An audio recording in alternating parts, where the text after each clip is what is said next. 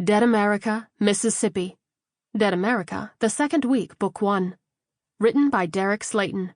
Narrated by P.J. Morgan. Chapter 1. Day 0 plus 8. Vernon sat in the wooden chair on his front porch, sipping a hot cup of coffee like he did every morning. He watched the first of the sun's rays peek over the horizon and warm his dark skin like he did every morning. He stood up and stretched his 40-year-old back, ready to head across the river for work like he did every morning. Only unlike a normal morning, he wouldn't be heading from his home in Lula, Mississippi to West Helena to work on engines at the local mechanic shop. This morning his work was more suited to the survival mentality that had encompassed the world. He sighed and downed the last of his coffee. "Well, daylight's a-burnin'," he said to nobody in particular. "Better get to it." He headed back inside his modest two-bedroom home and filled up 2 travel mugs with the last of the camping coffee pot from the fireplace. He headed down the hall and took a deep breath before putting his hand on the knob of the second door on the left. He cracked it open, letting a ray of bright sunlight cascade down onto the sleeping form of his own little monster.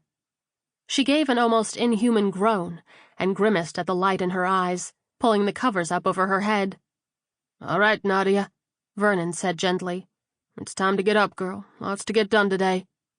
The 16-year-old grunted again, tightening the blankets over her. He chuckled and shook his head, opening the door wider to brighten the room.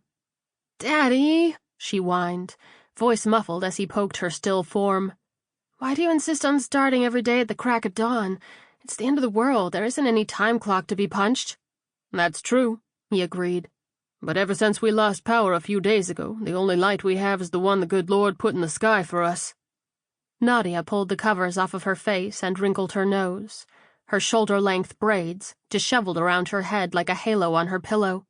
"Still don't see why I have to be up at this hour." "Because we're going across the river today for some more supplies," Vernon replied, perching on the edge of her bed. Her brow furrowed. "We just went 2 days ago."